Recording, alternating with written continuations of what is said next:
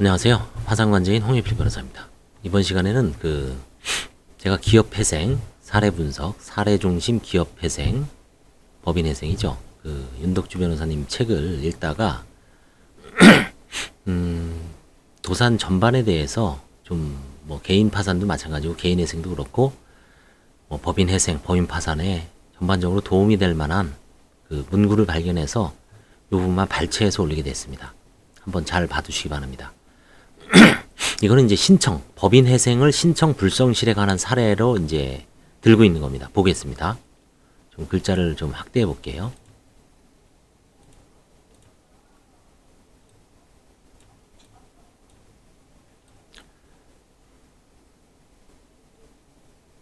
신청 불성실에 관한 사례는 다음과 같다.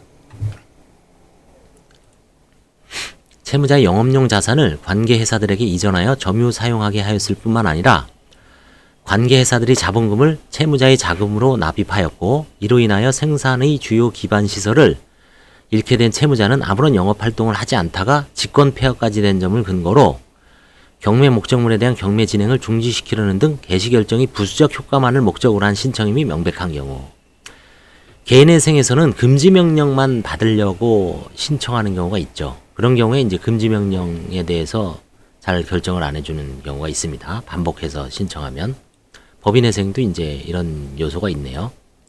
두 번째로, 채무자의 모 회사가 자금 지원을 할 의사가 없고 외상매입금 지급 의무를 부담하고 있는 관계회사도 회생 절차 개시 및 운영 정산화가 될 경우에만 외상매입금을 분할 변제하겠다는 의사를 표시하는 등의 사정을 종합하면 진정한 회생의 의사가 없이 보전 처분 및 포괄적 금지명령에 따른 효과 등을 개시결정을 통하여 그대로 누리겠다는 의도가 명백한 경우. 그렇죠. 개시결정에 하면은 포괄적 금지명령 효과가 있다 그랬죠. 그러다 보니까 요런 진정한 회생의 의사가 없이, 그렇죠, 어떤 관계회사의 어떤 그런 것만 노리고 하겠다는 그런 경우에는 이제 불성실한 걸로 보는 거죠.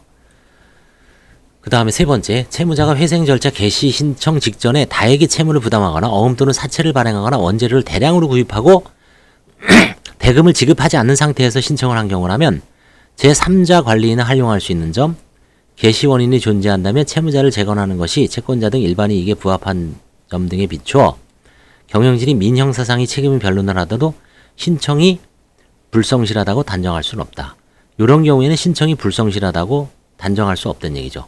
개시 신청 직전에 다액의 채무를 부담하고 또는 어음 수채 발행 원료를 대량으로 구입하고 외상 대금을 지급하지 않은 상태에서 했다는 이유만으로 어차피 개인회생 등을 분할해서 변제받겠다는 의사거든요.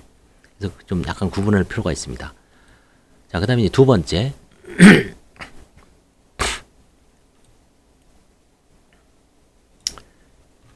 개시결정 이후 조사위원회에 의한 조사를 정당할 수 있을 정도의 소명이 없는 사안은 본사유에 해당한다. 그래서 개시 전 조사를 진행할 수 있는 사안 보겠습니다.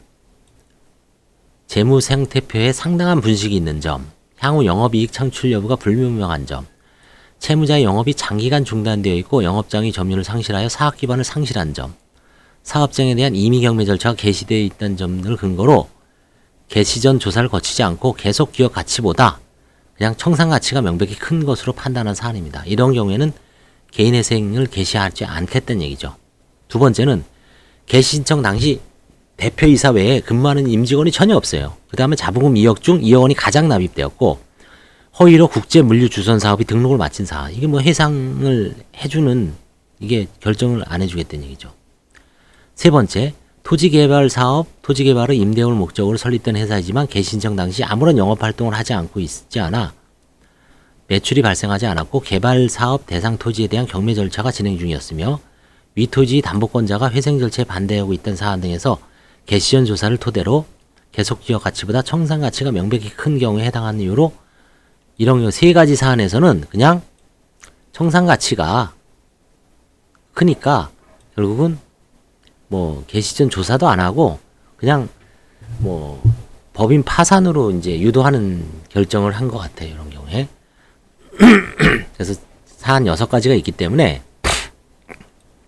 뭐 나름대로 한번 어떤 경우에 개인 법인 회생에 남용이 있어서 신청이 불성실한 경우로 보든가, 아니면 이런 경우에는 아예 개시결정 자체를 금지하고, 개시결정을 하더라도 그 청산 가치가 그냥 높다고 봐서 기업 계속 회생이 어떤 가치가 없는 걸로, 계속적 사업 가치가 없는 걸로, 적은 걸로 봐서 바로 청산하는 게 맞다라고 봐서 법인 회생은 나중에 뭐 기각시키거나 기각시키겠죠, 결국은. 예.